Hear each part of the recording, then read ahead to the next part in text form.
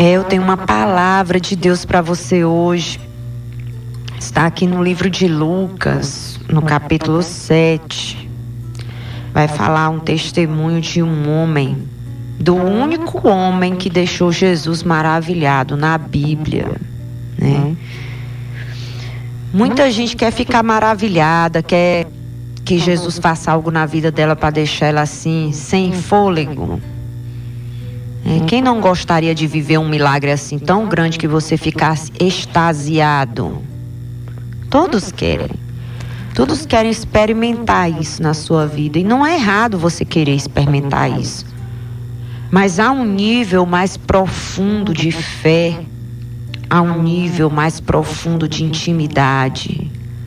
Há um nível mais profundo que está no centro do coração de Deus, um alvo que nós devemos desejar alcançar. Que alvo é esse? Porque ao invés de eu ficar esperando Jesus me deixar maravilhado, por que eu não deixo Ele maravilhado com as minhas atitudes?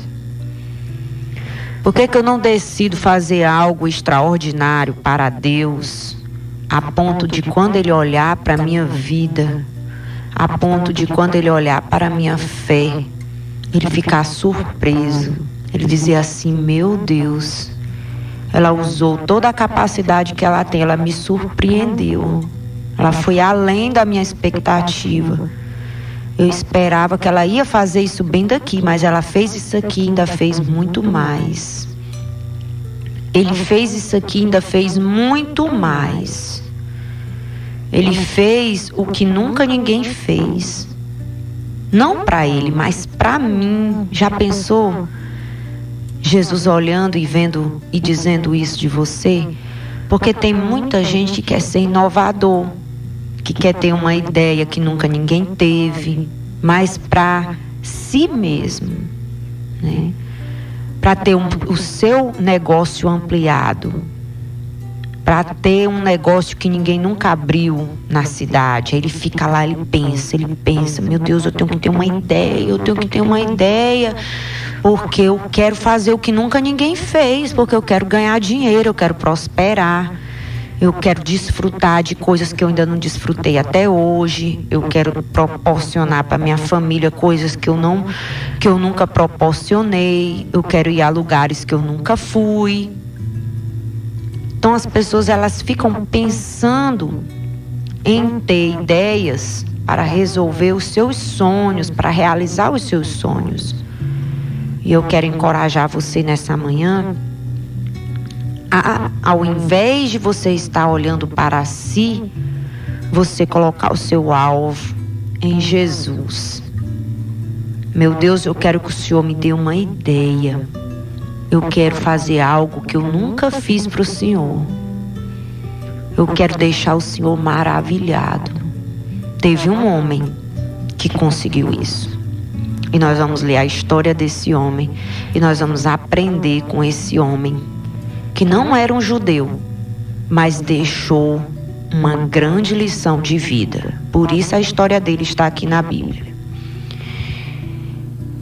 Capítulo 7 de Lucas, versículo 1. E depois de concluir todos esses discursos perante o povo, entrou em Cafarnaum. E o servo de um certo centurião, a quem este muito estimava, estava doente e moribundo. E quando ouviu falar de Jesus, enviou-lhe uns anciãos dos judeus, rogando-lhe que viesse curar o seu servo. E chegando ele junto de Jesus, rogaram-lhe muito, dizendo: é digno de que lhe concedas isso, porque ama a nossa nação e ele mesmo nos edificou a sinagoga. E foi Jesus com eles, mas quando já estava perto da casa, enviou-lhe o centurião uns amigos, dizendo-lhe: Senhor, não te incomodes, porque não sou digno de que entres debaixo do meu telhado. e por isso nem ainda me julguei digno de ter contigo. Dize, porém, uma palavra, e o meu criado sarará. Porque também eu sou homem sujeito à autoridade, tenho soldados sob o meu poder. E digo a este, vai, e ele vai. E a outro, vem, e ele vem. E ao meu servo, faze isto, e ele o faz. E ouvindo isso, Jesus maravilhou-se dele. E voltando-se, disse à multidão que o seguia: digo-vos que nem ainda em Israel tenho achado tanta fé.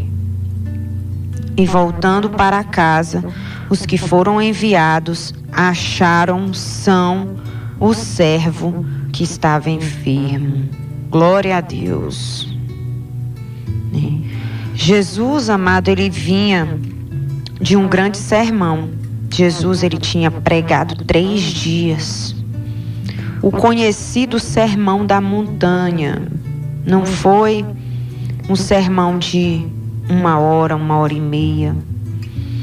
Como tem pessoas que quando elas estão na igreja, se o culto demora mais de 1h30, ela já está se coçando todinha dos pés à cabeça.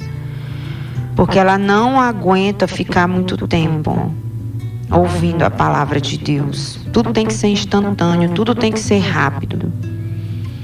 Tudo tem que ser, a comida espiritual tem que ser fast food, tem que ser bem rapidinha, né? E Jesus, ele estava com 3 dias pregando consecutivos, porque o Sermão da Montanha durou 7 dias, 3 dias. E quando ele terminou esses 3 dias de mensagem, que ele fechou essa mensagem do Sermão da Montanha, falando sobre a importância de você ouvir e praticar a palavra de Deus, que quem ouve e pratica é o homem prudente, que edificou casa firme, casa forte sobre a rocha. Quando ele termina de concluir esse sermão, ele entra na sua cidade, porque Jesus, ele morava em Cafarnaum. A infância dele foi em Nazaré, mas como Nazaré não creu nele, como a sua família não acreditou que ele era o enviado de Deus, desprezaram ele, né? Não o receberam como filho de Deus, como mestre. Pelo contrário, as pessoas olhavam para ele e diziam: esse não é o filho de José, não é o filho de Maria? E a Bíblia diz que Jesus não pôde fazer milagres em Nazaré por causa da incredulidade daquelas pessoas. Jesus foi até expulso da sinagoga onde ele cresceu ali, né? No seu primeiro sermão, na sua primeira oportunidade que ele teve de pregar, na igreja onde ele cresceu, onde ele congregava toda semana. Quando ele terminou de pregar o primeiro sermão, que ele se identificou com aquela palavra, tomou posse da palavra, que foi aquele texto que ele leu, que o Espírito do Senhor estava sobre ele e tinha lhe ungido para pregar boas novas aos pobres, curar os quebrantados de coração, libertar os cativos, anunciar o ano aceitável do Senhor. Que quando ele terminou de ler essa profecia do livro de Isaías, que ele disse: hoje se cumpriu essa profecia na minha vida. Que ele tomou posse daquela palavra, que ele anunciou que ele era o cumprimento daquela palavra. Os mestres, os demais irmãos daquela sinagoga se juntaram, todo mundo, e tentaram lançar ele precipício abaixo. Tentaram lhe matar. E ele fugiu daquela situação todinha. Conseguiu escapar. E para Nazaré, nunca mais ele voltou. Então Jesus, ele veio para curar, ele veio para libertar, Ele veio para edificar a casa forte. Ele veio para ser Deus conosco. Jesus também foi chamado de Emanuel, que significa Deus conosco. E todos aqueles que creram em Jesus viveram milagres na sua vida. Depois que Jesus pregou esse sermão longo numa montanha, porque a igreja da sua cidade não recebeu, ele não usou aquilo como um pretexto para ficar no banco, para se isolar. Como muitas pessoas, elas decidem o que elas querem fazer, e se aquilo não acontece do jeito como elas decidem, elas se isolam. Elas enterram o talento, elas enterram o chamado, elas esquecem que quem chamou ela foi Jesus, elas esquecem da missão que elas receberam para fazer, elas simplesmente se anulam e acham que tá bom desse jeito. Mas Jesus, ele recebeu uma missão.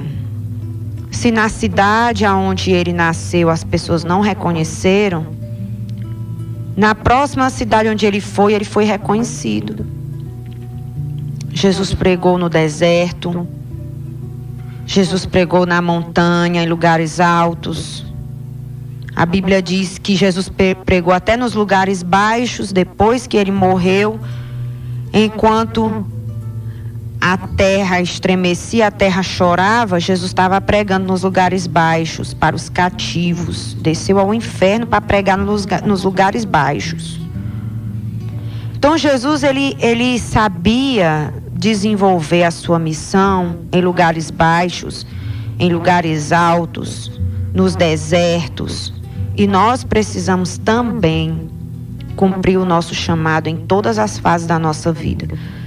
Seja nos lugares baixos ou em lugares altos, ou passando por desertos, ou passando por estreitos, por vales. Porque era em Cafarnaum que tem a fonte das águas. Tem o maravilhoso mar da Galileia, que é um lago que parece um mar de água doce, tem ondas como fosse o mar. É chamado de mar da Galileia porque parece com o mar, mas na verdade é um grande lago, né? Um grande lago mesmo, de águas doces, de águas limpas. É como que fosse o litoral de Israel, né? Desse território de Israel. E foi para lá que Jesus foi. E foi lá que Jesus fez coisas extraordinárias na vida de muitas pessoas, porque lá ele encontrou muita fé, não tem? E eu acredito, meu amado, que o melhor de Deus está por vir na tua vida, né? Nazaré era um povoadozinho que as pessoas nem acreditavam que saía coisa boa de lá. De Nazaré, nunca saiu profeta daquela aldeia lá, né? Daquela tribo lá. Tinha assim quem morava em Nazaré como pessoas insignificantes, um lugar insignificante. Talvez você pode ter vindo de um lugar tão pequenininho, talvez ninguém dê nada pela tua família, talvez você seja o menor da sua casa, aquele que menos estudou, mas Deus vai colocar coisas grandes na tua vida se você decidir deixar Jesus maravilhado, né? Ser fiel no pouco, como ele diz, e sobre o muito ele vai lhe colocar. E Deus fez com que Jesus fosse reconhecido em Cafarnaum, que era o litoral. Jesus teve a sua casa própria em Cafarnaum, né? Teve uma casa de praia, porque a região era litorânea. Quantos não sonham de um dia ter uma casa na praia, né? Para nas férias passar as férias na praia, hein, pastor? Nem é ruim não, por Deus deu para Jesus. Jesus tinha a casa própria dele, não era casa de férias não, era casa própria. Na hora que ele saía, ele já podia ver aquela maravilha de Deus, que é o mar da Galileia. Então, nesse lugar, Jesus encontrou uma terra fértil, muito fértil. Esse lugar não tinha igreja, não tinha sinagoga. Pense como os campos estavam brancos para a colheita. Não tinha casa de Deus nesse lugar. E quando Jesus chegou nessa cidade, que ele entrou, ele pregou muito esses 3 dias, estava sendo seguido por uma multidão mesmo, milhares de pessoas. Veio ao encontro dele uns anciãos dos judeus, pedindo que Jesus fosse visitar uma pessoa muito especial que havia em Cafarnaum, um centurião. O centurião era responsável por um pilotão de 100 homens, por isso centurião. Era como que fosse um comandante romano que tinha no seu pilotão 100 homens à sua disposição. Ele era um líder de 100, era um homem que valia por 100. Uma terra boa, né? A palavra de Deus diz que quando a terra é boa, ela produz por 30, 60 e 100 por 1. Esse homem era o top, né? Valia por 100. Um homem que tinha a força de 100. E ele tinha um dos seus servos, um desses que estavam debaixo do seu comando, muito doente, moribundo, enfermo. E em Mateus diz que esse servo estava paralítico. Não era uma febrezinha, uma gripe, não. Se você for ler Mateus no capítulo 7, que vai narrar a história do centurião, aqui em Lucas não narra a doença do servo, mas em Mateus narra. Diz que ele estava paralítico. Aconteceu alguma coisa e o homem que andava não podia mais andar. E quando o centurião ouviu falar de Jesus, que a palavra de Jesus chegou em Cafarnaum, ele enviou uns anciãos dos judeus, outros mestres, para falar com Jesus, para que Jesus pudesse fazer uma oração pelo seu servo, liberasse uma palavra sobre a vida daquele seu servo bom e fiel, que estava paralítico. Porque ele dizia com ele mesmo que ele não era digno de receber Jesus na sua casa e nem de vir diretamente falar com Jesus. Porque ele sabia que um mestre, um homem de Deus, né, naquela época, um sacerdote, não podia entrar na casa de uma pessoa que não fosse do mesmo nível dele, que fosse de uma outra nação, ou que tivesse muitas pendências com Deus. Era assim que ele se via, né? Indigno, pecador. Ele dizia: eu não faço parte do povo judeu. Ele não tem obrigação nenhuma de entrar na minha casa. Eu não quero que ele se contamine comigo. Eu não quero que por causa de mim ele se contamine. Porque tinha a tradição dos homens. Que tradição era essa? Que judeu não podia entrar na casa de romano ou de outras pessoas que não fizessem parte do povo de Deus, que fosse gentil, que a Bíblia chama de outra nação que não teme a Deus. Então ele não exigiu de Jesus algo que ele não era digno. Ele reconheceu, ele foi por debaixo, ele se humilhou. Ele disse: eu sei que eu não sou digno de receber ele na minha casa. Entendo que eu nem sou digno de entrar na presença dele, porque eu sou romano. Mas eu queria muito que ele orasse, que ele liberasse uma palavra sobre o meu servo. E Jesus, ele resistiu. Ele não disse imediatamente que iria fazer o que aquele homem estava pedindo para ele fazer. Os anciãos, os outros mestres, teve que insistir muito. A Bíblia diz, olha só aqui, no versículo 4, e chegando ele junto de Jesus, os anciãos, rogaram-lhe muito. Jesus disse: eu não tenho palavra para dar para esse homem, não. Quem é ele? É um centurião romano? É. Trabalha para o inimigo? É. Não tenho palavra nenhuma para dar para ele. E os anciãos insistindo: não, você tem que liberar a palavra. Olha, para o senhor ficar sabendo, nós vamos dar um motivo aqui para o senhor orar por esse homem. Liberar a palavra na vida desse homem, do servo dele. Você sabe o que aconteceu aqui em Cafarnaum? Nós queríamos adorar a Deus, mas não tinha igreja.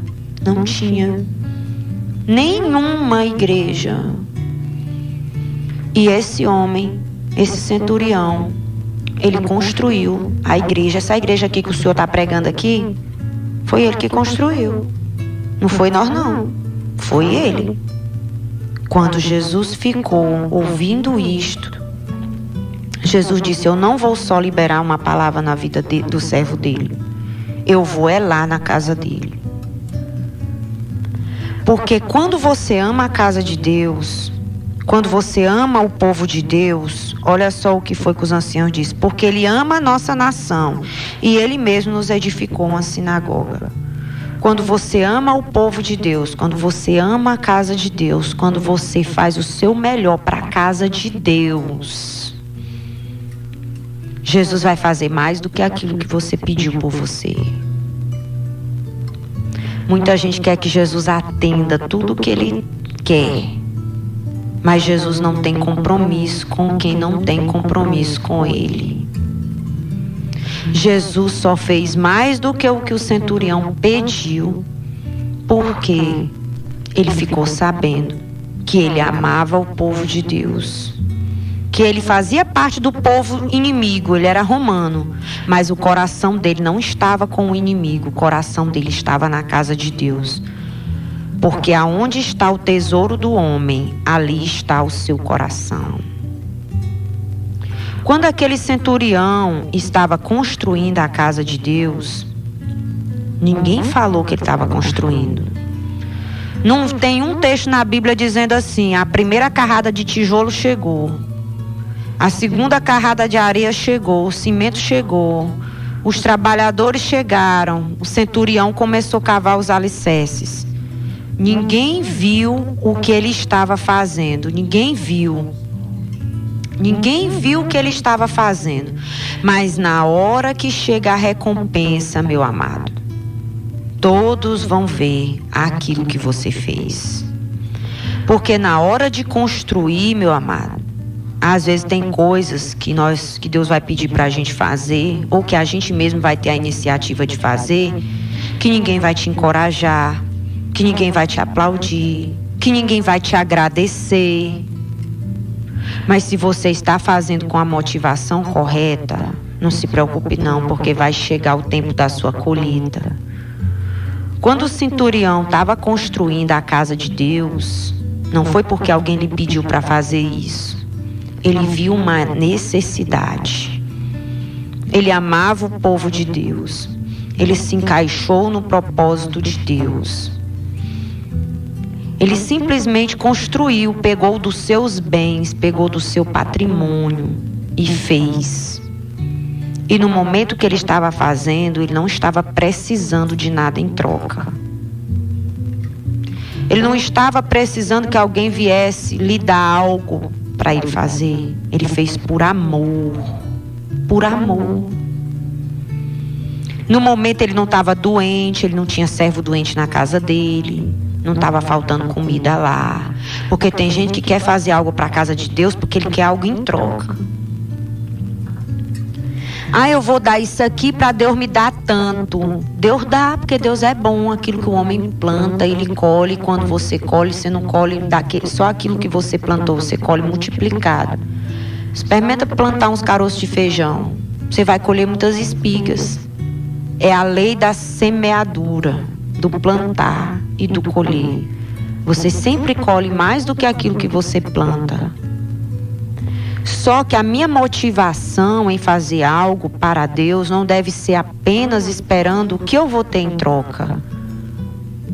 Porque tem pessoas que, por elas não estarem precisando de nada, elas não fazem nada para Deus. Eu não estou precisando de nada, eu tenho tudo que eu preciso, para que eu vou fazer? Por isso que esse homem, esse centurião, deixou Jesus maravilhado. Porque quando ele fez a casa de Deus, quando ele construiu a casa de Deus, ele construiu por amor. Por amor. E no tempo que ele precisou de ajuda, mais na frente, ele encontrou a ajuda que ele estava precisando de Jesus. Jesus disse, eu não vou... quer dizer que essa igreja aqui que nós estamos pregando, essa igreja linda, foi ele que fez? Foi. Quer dizer que Deus não usou, não foi o povo de Deus para fazer? Foi não. Deus usou um lá do povo do inimigo, lá dos romanos. Porque, amados, Deus procura homens de Deus e mulher de Deus para prover para a sua casa. Só que muitas vezes os homens de Deus, as mulheres de Deus se recusam. Ficam de braços cruzados, só assistindo o que está acontecendo e dizendo assim, não, Jesus é que tem que me deixar maravilhado. Ele é que tem que fazer uma coisa grande na minha vida, porque se ele não fizer, eu não vou mais nem para a igreja. Como ontem eu ouvi uma irmã chorando, dizendo que o marido dela não ia mais para a igreja porque ele não conseguia dormir de noite. Não conseguia dormir, que se Jesus fosse bom, dava o sono para ele dormir. Pois eu não vou mais para a igreja não, que eu não consigo dormir. Tem gente que é assim, que quer fazer da motivação dele apenas os seus próprios interesses, correr atrás dos seus próprios interesses. E já tem outros que têm amado a casa de Deus, que têm feito da casa de Deus a sua casa. Como eu contei para essa irmã, eu digo, irmã, diga para o seu marido que Jesus faz as pessoas dormir. Eu tenho um servo, amado, lá na igreja, um braço direito, que ele dizia, pastora, quando eu nasci dentro da igreja, eu sou filho de pastor. De fralda eu comecei a vir para a igreja. Mas eu me converti agora. Porque eu não orava, eu não amava a casa de Deus. E agora eu estou indo para as orações de 6 às 7. Eu estou indo para as vigílias. Eu estou orando. E não pense que eu estou orando porque eu sou obrigada a orar, não. Eu tenho prazer de estar na casa de Deus orando. E a senhora acredita, pastor, que quando a senhora abriu essa oração de 6 às 7 da tarde, no final da tarde, eu comecei a vir. Eu tinha uma insônia que eu tomava remédio e eu não dormia. E agora eu venho para as orações, eu durmo a noite todinha, não tenho mais problema com insônia, com perturbação noturna. Porque quando você ama a casa de Deus, tudo que você vai fazer na casa de Deus e para Deus, você faz com amor. E quando você faz com amor, quando você precisa da ajuda, a ajuda certamente chegará. Jesus quer usar o povo de Deus para edificar a casa de Deus, para transformar a casa de Deus numa casa de oração. Mas se o povo de Deus não quer, Deus vai trazer muitos romanos. Deus vai trazer outras pessoas que nem faz parte do povo de Deus, para que a casa deles se encha, para que a casa deles seja construída, para que a casa deles se torne uma casa de oração. Escute o que eu estou lhe dizendo.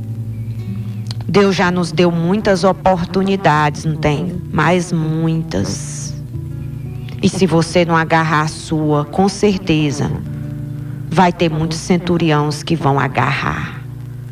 E vão se transformar em homens que serão, e mulheres que serão uma terra boa nas mãos de Deus. Vão produzir por 100. Jesus ficou maravilhado e fez mais do que aquele homem pediu. O homem só pediu uma palavra. E Jesus disse, eu estou indo para a casa dele agora. Porque quando você ama a casa de Deus, Jesus vai lá na tua casa resolver os problemas que você não pode resolver lá. Quando você separa um tempo para ir à casa de Deus, Ele cuida dos que ficou doente lá. Eu estou aqui hoje na rádio, mas Deus está cuidando do meu marido lá na minha casa. Hoje é dia de vitória. Sabe por quê?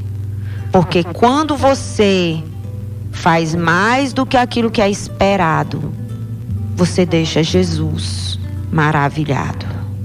Jesus disse: eu nunca vi tanta fé como eu vi na vida desse homem. Ele não ser do povo de Deus e edificar uma casa para Deus.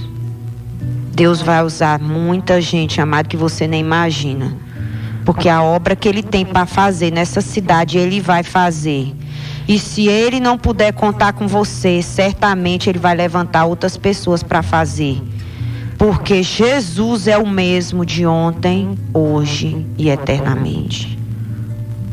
Tem gente que só ajuda os seus entes queridos. E esse homem provou e ficou claro aqui o seu exemplo. A capacidade que ele tinha de quebrar protocolo e de fazer o que muita gente não tem coragem de fazer. Ele, como romano, ele dizia: eu não vou investir no povo de Deus porque esse povo aí é inimigo. Ele quebrou protocolo de religião, ele quebrou protocolo de nação. Ele quebrou todos os protocolos para viver uma vida que agrada a Deus. Deus vai fazer coisas lindas na tua casa, que além de você deixar Jesus maravilhado, Ele vai deixar você maravilhado também. Ele vai fazer mais do que aquilo que você está precisando. Talvez hoje você nem está precisando, mas no dia que você precisar de ajuda, certamente você vai encontrar. Eu quero orar por você. Pai, que muitos centuriões se levantem nessa cidade. Muitas terras boas, pessoas de Deus, pessoas que têm o coração no centro do propósito de Deus, pessoas que amem a tua casa, pessoas que amem, meu Deus, aquilo que o Senhor ama, que ame vidas, que ame, meu Deus, o pequeno, que também sabe se relacionar com os grandes. Esse centurião nos traz todas essas lições. Um homem que se importava com seu servo, se fosse outro, tinha jogado esse servo no mato e contratado outro sadio. Mas ele se importava com pequenos e sabia se relacionar com gente grande. Nos dê essa capacidade, meu Deus, de sabermos viver uma vida em amor, demonstrar amor. Amor pelo próximo, amor pela tua casa, amor por Jesus, amor pela tua palavra. Meu Deus, nos ensine a amar, em nome de Jesus.